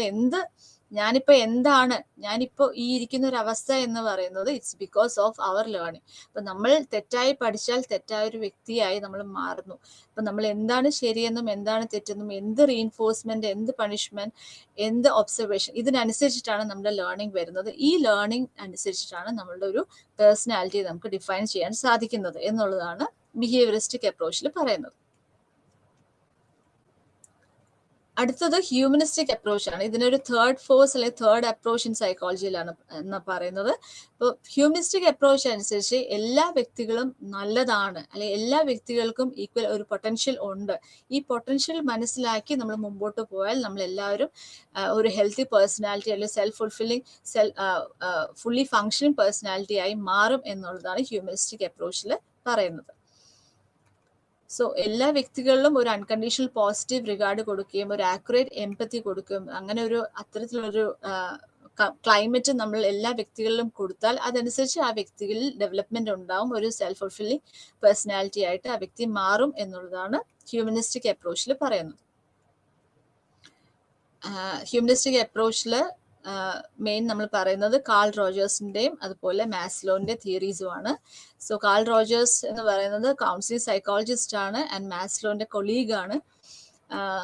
so call റോജേഴ്സിന്റെ ഒരു view point അനുസരിച്ച് client centred ലെവലിലാണ് നമ്മൾ എല്ലാ കാര്യങ്ങളും മനസ്സിലാക്കുന്നത്. സോ ഒരു ഓർഗനിസത്തിന് അല്ലെങ്കിൽ ഒരു പേഴ്സണിന് ഏറ്റവും കൂടുതൽ ഇമ്പോർട്ടൻസ് കൊടുത്ത് ആ വ്യക്തിയെ മനസ്സിലാക്കി ആ വ്യക്തിയുടെ ഒരു സെൽഫ് കോൺസെപ്റ്റ് ഡെവലപ്പ് ചെയ്യുന്നതിനെ കുറിച്ചിട്ടാണ് കാൾ റോജേഴ്സ് സംസാരിച്ചത്. സോ ബേസിക്കലി 2 ടൈപ്സ് ഓഫ് സെൽഫാണ് നമുക്കുള്ളത് എന്നാണ് പറയുന്നത്, ഐഡിയൽ സെൽഫും റിയൽ സെൽഫും. റിയൽ സെൽഫ് എന്ന് പറയുന്നത് ഞാൻ എന്താണോ അതാണ് നമ്മുടെ ഒരു റിയൽ സെൽഫ് എന്ന് പറയുന്നത്. ഐഡിയൽ സെൽഫ് എന്ന് പറയുന്നത് ഞാൻ എന്താണ് വിഷ് ചെയ്യുന്നത് അല്ലെങ്കിൽ എന്താണ് എൻ്റെ ഡിസയർ, അതാണ് ഐഡിയൽ സെൽഫിൽ പറയുന്നത്. ഇപ്പൊ റോജേഴ്സിന്റെ ഒരു വ്യൂ പോയിന്റ് അനുസരിച്ച് ഐഡിയൽ സെൽഫും റിയൽ സെൽഫും തമ്മിൽ ഒരു ചേർച്ച വന്നാൽ നമ്മൾ ഒരു സെൽഫ് ആക്ച്വലൈസേഷൻ ലെവലിലേക്ക് നമ്മൾ പോവും, ഒരു ഹയസ്റ്റ് പൊട്ടൻഷ്യൽ നമ്മൾക്ക് അച്ചീവ് ചെയ്യാൻ സാധിക്കും, ഒരു ഫുള്ളി ഫങ്ഷനിങ് പേഴ്സൺ ആയിട്ട് നമ്മൾ മാറും എന്നുള്ളതാണ്. ദെൻ ഐഡിയൽ സെൽഫും റിയൽ സെൽഫും തമ്മിൽ ഇൻകോൺഗ്രൻസ് വന്നാൽ, ഒരു മിസ്മാച്ച് വന്നാൽ, that creates stress and anxiety among individuals. അതാണ് ഒരു ഹ്യൂമനിസ്റ്റിക് അപ്രോച്ചിൽ പറയുന്നത് according to Carl Rogers. So if an individual is receiving unconditional positive regard, ഒരു കണ്ടീഷനും ഇല്ലാതെ ഒരു പോസിറ്റീവ് റിഗാർഡ് ഒരു വ്യക്തിക്ക് കിട്ടുവാണെങ്കിൽ ആ വ്യക്തിയുടെ ഒരു വെർത്ത് മനസ്സിലാക്കാൻ സാധിക്കുകയും അതുവഴി അദ്ദേഹത്തിന് ഒരു സെൽഫ് ആക്ച്വലൈസേഷൻ ലെവലിലേക്ക്, ഒരു സെൽഫ് റിയലൈസേഷൻ ലെവലിലേക്ക് എത്താൻ സാധിക്കും എന്നുള്ളതാണ് കാൾ റോജേഴ്സിന്റെ വ്യൂ പോയിന്റിൽ പറയുന്നത്. അടുത്തത് മാസ്ലോന്റെ തിയറിയാണ്. Maslow's theory of self actualisation എന്നാണ് ഇതിന് പറയുന്നത്. സോ ഇദ്ദേഹത്തിന്റെ ഒരു തിയറി അനുസരിച്ച് ഒരു വ്യക്തിയിൽ ഇത്രയും നീഡ്സ് സാറ്റിസ്ഫൈ ചെയ്യുന്ന ഒരു പ്രക്രിയയാണ് പറയുന്നത്. അതിൽ ഏറ്റവും ആദ്യം വരുന്നത് ഒരു ഫിസിയോളജിക്കൽ നീഡ് സാറ്റിസ്ഫൈ ചെയ്യാന്നാണ്. അപ്പോൾ ഒരു വ്യക്തിയെ സംബന്ധിച്ചോളം breathing, food, water, sex, sleep, homeostasis, excretion, ഇത്രയാണ് ഒരു ഫിസിയോളജിക്കൽ നീഡ് ഫസ്റ്റ് ഒരു മനുഷ്യനിൽ വരുന്നത്. അത് സാറ്റിസ്ഫൈ ചെയ്ത് കഴിയുമ്പോൾ നമ്മൾ അടുത്തൊരു സ്റ്റേജിലേക്ക് വരുന്നു. അവിടെ ഒരു സെക്യൂരിറ്റി നീഡാണ് നമ്മളുടെ സാറ്റിസ്ഫൈ ചെയ്യുന്നത്. Security of body, employment, resources, morality, family, health, property, ഇതാണ് ഒരു സേഫ്റ്റി ലെവലിലേക്ക് വരുന്നത്. ഈ സേഫ്റ്റി ലെവൽ അറ്റൈൻ ചെയ്ത് കഴിയുമ്പോൾ നമ്മൾ അടുത്തൊരു സ്റ്റേജിലേക്ക് വരും. ഇതൊരു ഹൈറാർക്കി ലെവലിലാണ്, ഓരോ സ്റ്റേജ് കഴിഞ്ഞാണ് നമ്മൾ അടുത്തടുത്ത സ്റ്റേജിലേക്ക് വരുന്നത്. അപ്പം സേഫ്റ്റി ആയി കഴിയുമ്പോൾ നമുക്ക് പിന്നെ ഒരു ലൈവ് അല്ലെങ്കിൽ ഒരു ബിലോങ്ങിനെസ് നീഡാണ് പിന്നെ അടുത്ത് സാറ്റിസ്ഫൈ ചെയ്യുന്നത്. So friendship, family, sexual intimacy, ഇതെല്ലാമാണ് ആ ഒരു സ്റ്റേജിൽ വരുന്നത്. ലാസ്റ്റ് അതിനുശേഷം വരുന്നത് എസ്റ്റീം നീഡാണ്. എസ്റ്റീം നീഡിൽ സെൽഫ് എസ്റ്റീം, കോൺഫിഡൻസ് ബിൽഡ് ചെയ്യുക, അതുപോലെ മറ്റുള്ളവർ റെസ്പെക്ട് കിട്ടുക, മറ്റുള്ളവരെ റെസ്പെക്ട് ചെയ്യുക, ഈ ഒരു നീഡ്സ് ആണ് സെൽഫ് എസ്റ്റീം നീഡ്സ് എന്ന് പറയുന്നത്. അടുത്തത് ഇതെല്ലാം നമ്മൾ സാറ്റിസ്ഫൈ ചെയ്താൽ നമ്മൾ ലാസ്റ്റ് സ്റ്റേജിലേക്ക് വരുന്നത് സെൽഫ് ആക്ച്വലൈസേഷൻ നീഡാണ്. ഇതുവരെ എസ്റ്റീം നീഡ് വരെ നമ്മൾ പറയുന്നത് ഡെഫിഷ്യൻസി നീഡും, സെൽഫ് ആക്ച്വലൈസേഷൻ എന്ന് പറയുമ്പോൾ ഒരു ഗ്രോത്ത് നീഡുമാണ് എന്നാണ് മനസ്സിലാക്കേണ്ടത്. സെൽഫ് ആക്ച്വലൈസേഷൻ എന്ന് പറയുമ്പോൾ നമ്മളൊരു ഹയർ ലെവൽ ഒരു നിന്നുകൊണ്ടുള്ള നമ്മളുടെ ഒരു വ്യൂ പോയിന്റ് ആണ് പറയുന്നത്. സോ അവിടെ ഏറ്റവും നമ്മളുടെ ഒരു നീഡ് എന്ന് പറയുന്നത് morality, creativity, spontaneity, problem solving, lack of prejudice, acceptance of facts. ഇത്രയും കാര്യങ്ങളാണ് സെൽഫ് ആക്ച്വലൈസേഷൻ ലെവലിലേക്ക് വരുമ്പോൾ നമ്മൾ അറ്റൈൻ ചെയ്യുന്നത്.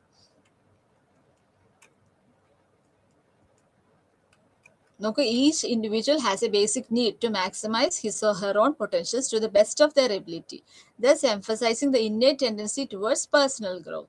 So we need to shift our focus to the optimistic nature of the individual. Individual ഒരു optimistic natureലേക്ക് നമ്മളെ എത്തിക്കുകയാണ് മാസ്ലോൺ തിയറി ഓഫ് സെൽഫ് ആക്ച്വലൈസേഷനിൽ പറയുന്നത്. സോ ഓരോ ഹയർ ഓർഡർ നീഡ്സിലേക്ക് നമ്മൾ എത്തണമെങ്കിലും നമ്മൾ അതിനു മുന്നേ ലോവർ നീഡ്സ് സാറ്റിസ്ഫൈ ചെയ്തിരിക്കണം എന്നുള്ളതാണ് അദ്ദേഹത്തിന്റെ ഒരു view point.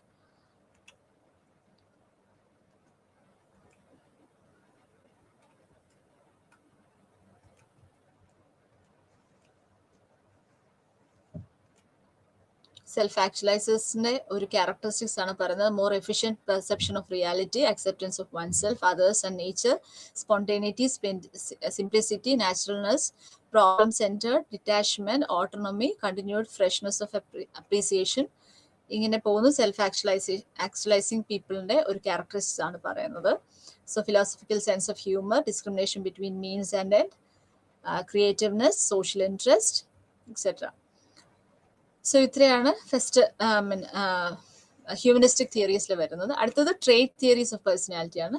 Trait theories of പേഴ്സണാലിറ്റിയിൽ പറയുന്നത് പേഴ്സണാലിറ്റി എന്ന് പറയുന്നത് ചില കോമ്പിനേഷൻ ട്രേറ്റ്സിൽ വരുന്ന ചില കോമ്പിനേഷൻസ് ആണ് എന്നുള്ളതാണ് പേഴ്സണാലിറ്റിയിൽ വരുന്നത്. അപ്പം ഒരു വ്യക്തി എന്ന് നമ്മൾ പറയുമ്പോൾ ആ വ്യക്തിയിൽ ചില സ്വഭാവങ്ങൾ വരുന്നു. അപ്പൊ ഈ സ്വഭാവങ്ങളുടെ ഒരു കൂട്ടായ്മയാണ് നമ്മളുടെ ആ ഒരു വ്യക്തിയുടെ പേഴ്സണാലിറ്റി എന്ന് നമ്മൾ പറയുന്നത്. സോ കോമ്പിനേഷൻ ഓഫ് ട്രേറ്റ്സ്, അപ്പം ആ combination of traits that determine our behaviour എന്നുള്ളതാണ് ട്രേറ്റ് തിയറിയിൽ പറയുന്നത്. സോ ഒരു ഇൻഡിവിജ്വലിനെ സംബന്ധിച്ചിടത്തോളം അപ്പൊ നമ്മൾ ഒരു തിയറിയിൽ പറയുമ്പോൾ often traits R viewed as continuous dimensions such as trait of extroversion, introversion എന്ന് പറയുമ്പോൾ എക്സ്ട്രോവേർഷൻ മുതൽ ഇൻട്രോവേർഷൻ വരെ. അപ്പൊ അതൊരു കണ്ടിന്യൂ ആണ്. ആ കണ്ടിന്യൂത്തിൽ നമ്മൾ എവിടെ നിൽക്കുന്നു, വേറൊരു വ്യക്തി എവിടെ നിൽക്കുന്നു, അത് ആ ഒരു പൊസിഷനിൽ വരുന്ന ഡിഫറൻസ് കൊണ്ടാണ് ഇൻഡിവിജ്വൽ ഡിഫറൻസ് എക്സിസ്റ്റ് ചെയ്യുന്നത് എന്നുള്ളതാണ് ട്രേറ്റ് തിയറീസ് ഓഫ് പേഴ്സണാലിറ്റിയിൽ പറയുന്നത്. So extroversion, ambiversion, introversion. Extroversion എന്ന് പറയുമ്പോൾ നമുക്കറിയാം preference for more stimulating environment ആണ്. They get energy from outside അല്ലെങ്കിൽ സോഷ്യൽ ഇന്ററാക്ഷൻസ്. ആൻഡ് ഇൻട്രോവേർഷൻ എന്ന് പറയുമ്പോൾ they prefer less stimulating environment and they get energy from within. So extroversion to introversion. അപ്പൊ ഈ ഒരു കണ്ടിന്യൂത്തിൽ നമ്മൾ എവിടെ നിൽക്കുന്നു എന്നുള്ളതാണ് നമ്മളുടെ ശ്രദ്ധ വരുന്നത്. സോ ട്രേറ്റ് തിയറീസ് എന്ന് പറയുന്നത് Gordon Allport, Raymond Cattell, Hans Eysenck, Robert McCrae and Paul Costa, ഇവരാണ് മെയിൻ ട്രേറ്റ് തിയറീസ് നമ്മൾ പറയുന്നത്.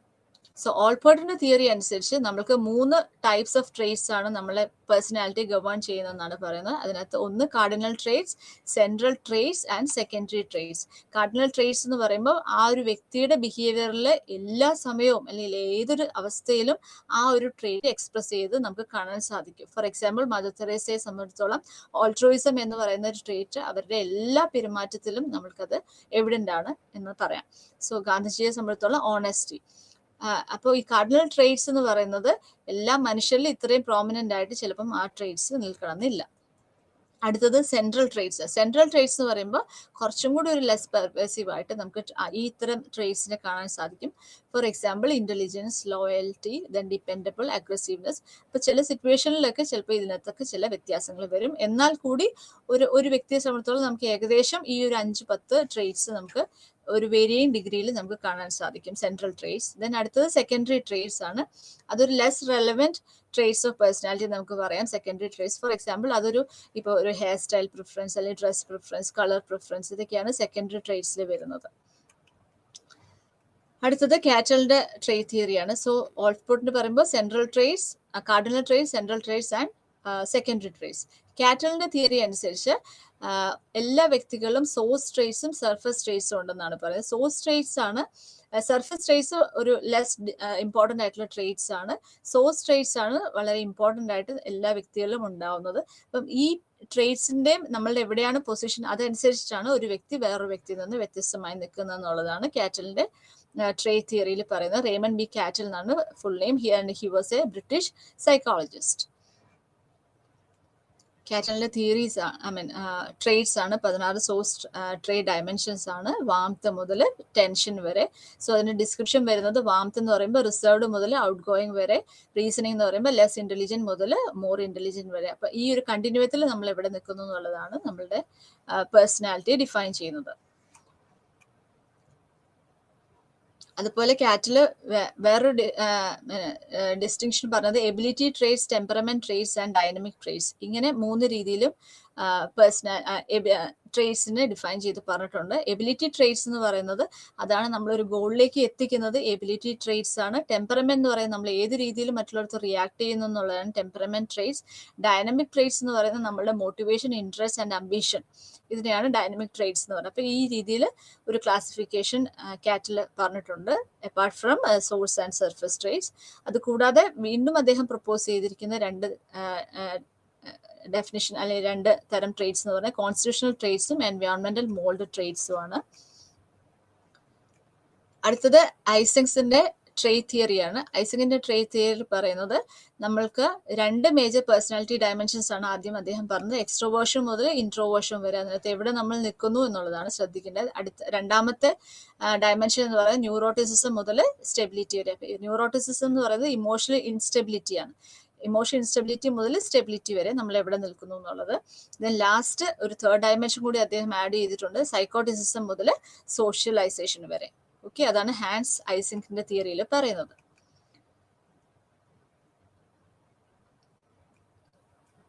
അടുത്തത് മെഗ്രെ ആൻഡ് കോസ്റ്റയുടെ 5 ഫാക്ടർ ഓർ ബിഗ് 5 തിയറി എന്നാണ് ഇതിന് പറയുന്നത്. മെഗ്രെ ആൻഡ് കോസ്റ്റ ബിലീവ് ചെയ്തിരിക്കുന്നത് എല്ലാ ഹ്യൂമൻ പേഴ്സണാലിറ്റിയിലും പേഴ്സണാലിറ്റി ട്രേറ്റ്സിനെ നമുക്ക് റെഡ്യൂസ് ചെയ്ത് 5 ഫാക്ടേഴ്സിൽ ഒതുക്കാമെന്നാണ് പറയുന്നത്. Openness to experience, conscientiousness, extroversion, agreeableness and neuroticism. ഇങ്ങനെ 5 ഫാക്ടേഴ്സിനെ പറ്റിയിട്ടാണ് അദ്ദേഹം മെൻഷൻ ചെയ്തിരിക്കുന്നത്. എല്ലാ വ്യക്തിയിലും ഈ 5 ഫാക്ടേഴ്സ് ഉണ്ടെന്നാണ് അദ്ദേഹം പറയുന്നത്. ദെൻ ഇന്ത്യൻ അപ്രോച്ചിൽ നമുക്ക് സ്വഭാവത്തിനെ വെച്ചിട്ടാണ് നമ്മൾ പറയുന്നത്. സ്വഭാവ എന്നാണ് പറയുന്നത്, സാൻസ്ക്രിറ്റ് വേർഡിൽ നിന്നാണ് പറയുന്നത്. സോ നമുക്ക് 3 തരത്തിലുള്ള പ്രകൃതം ഉണ്ടെന്നാണ് പറയുന്നത്. സാത്വിക്, ദെൻ 3 തരത്തിലുള്ള ഗുണങ്ങൾ നമ്മൾക്കുണ്ടെന്നാണ് പറയുന്നത്, sattvic, rajasic and tamasic. Then assessment of personality ആണ് പറയുന്നത്. അതിന് മുന്നേ ഭഗവത്ഗീതയിലെ സാത്വിക് എന്ന് പറയുന്നത് അത്തരത്തിലുള്ള ആളുകൾ വളരെ ഇമോഷണലി സ്റ്റേബിൾ ആയിട്ട് നമുക്ക് കാണാൻ സാധിക്കും. രജസിക് എന്ന് പറയുന്നത് അവരുടെ ഒരു ആക്റ്റീവ് അല്ലെങ്കിൽ ഇമോഷണൽ നേച്ചറാണ് കൂടുതൽ പ്രോമിനന്റ് ആയിട്ട് കാണാൻ പറ്റുക. ദെൻ തമസിക് എന്ന് പറയുന്നത് ഇവർ കുറച്ചൊരു സ്ലഗിഷ് അല്ലെങ്കിൽ ഇഗ്നറന്റ് ആയിട്ടുള്ള ഒരു തണുപ്പൻ ആളുകളായിരിക്കും തമസിക് എന്ന് പറയുന്നത്. ദെൻ അസസ്മെന്റ് ഓഫ് പേഴ്സണാലിറ്റി ആണ്. പേഴ്സണാലിറ്റി ബേസിക്കലി നമുക്ക് 2 രീതിയിലാണ് അസസ്മെന്റ് വരുന്നത്. ഒന്ന് self report inventory or questionnaires ആണ് പറയുന്നത്. അതിൽ കാലിഫോർണിയ പേഴ്സണാലിറ്റി ഇൻവെന്ററി. ദെൻ അടുത്തത് പ്രൊജക്റ്റീവ് ടെക്നിക്സ് ആണ് പറയുന്നത്. പ്രൊജക്റ്റീവ് ടെക്നിക്സിൽ association techniques, construction techniques, completion techniques, choice or ordering techniques, then expression techniques ആണ് പറയുന്നത്. പ്രൊജക്റ്റീവ് ടെക്നിക്സിൽ കൂടുതൽ നമ്മളുടെ ഒരു അൺകോൺഷ്യസ് ലെവലിലുള്ള അവയർനെസ് ആണ് കൂടുതൽ നമ്മൾ ഈ ടെക്നിക്സിലൂടെ നമ്മളുടെ പേഴ്സണാലിറ്റിയിലേക്ക് എത്തിക്കുന്നത്. ദെൻ പേപ്പർ പെൻസിൽ ടെസ്റ്റ് എന്ന് പറയുമ്പോൾ കുറച്ചും കൂടി ഒബ്ജക്റ്റീവ് ലെവൽ ഓഫ് അസസ്മെന്റ് ആണ് വരുന്നത്. പ്രൊജക്റ്റീവ് ടെക്നിക്സിലൂടെ നമ്മൾക്ക് മനസ്സിലാക്കാൻ നമ്മളുടെ ഒരു ആംബിഗ്വസ് ആയിട്ടുള്ള സ്റ്റിമുലസ് തന്ന് ആ സ്റ്റിമുലസിലൂടെ നമ്മളുടെ ഒരു വ്യക്തിയുടെ ഒരു സ്വഭാവം അല്ലെങ്കിൽ പേഴ്സണാലിറ്റി അസസ് ചെയ്യുന്നുള്ള ഒരു മെത്തേഡാണ് പ്രൊജക്റ്റീവ് ടെക്നിക്സിൽ വരുന്നത്. For example Rorschach inkblot test, then draw a person test, ഇതൊക്കെയാണ് പിക്ചർ അറേഞ്ച്മെന്റ് ടെസ്റ്റ്, ഇതൊക്കെയാണ് നമ്മളുടെ മെയിൻ ആയിട്ട് വരുന്ന പ്രൊജക്റ്റീവ് ടെക്നിക്സ്. സോ നമ്മൾ ഇന്നത്തെ ക്ലാസ്സിൽ പേഴ്സണാലിറ്റി എന്താണെന്ന് മനസ്സിലാക്കി, ഡിഫറെൻറ്റ് തിയറീസ് ഓഫ് പേഴ്സണാലിറ്റി നമ്മൾ മനസ്സിലാക്കി. ദെൻ നിയോ ഫ്രോയിഡിയനിസത്തിനെ പറ്റിയിട്ട് നമ്മൾ പറഞ്ഞു, ബിഹേവിയറിസത്തിനെ പറ്റിയിട്ട് പറഞ്ഞു, ഹ്യൂമനിസ്റ്റിക് അപ്രോച്ച് ടു പേഴ്സണാലിറ്റി പറഞ്ഞു, trait theories of personality, then Indian perspectives, then personality assess ചെയ്യാനായിട്ട് 2 മാർഗങ്ങളാണ് നമ്മൾ പറഞ്ഞത്. ഒന്ന് paper pencil test, then projective test. Projective ടെസ്റ്റിലൂടെ നമ്മൾക്ക് ആ ഒരു അൺകോൺഷ്യസ് നീഡ്സ് ആൻഡ് ഡിസയേഴ്സിനെ കുറിച്ചിട്ടുള്ളൊരു ധാരണയാണ് നമ്മൾക്ക് കിട്ടുന്നത്. അതുവഴി നമ്മുടെ പേഴ്സണാലിറ്റി അസസ് ചെയ്യാൻ സാധിക്കും. കുറച്ചും കൂടി ജെന്യുവിൻ ആയിട്ടുള്ളൊരു അസസ്മെന്റ് എന്ന് പറയുന്നത് പ്രൊജക്റ്റീവ് ടെസ്റ്റുകളാണ് എന്നാണ് നമ്മൾ മനസ്സിലാക്കേണ്ടത്.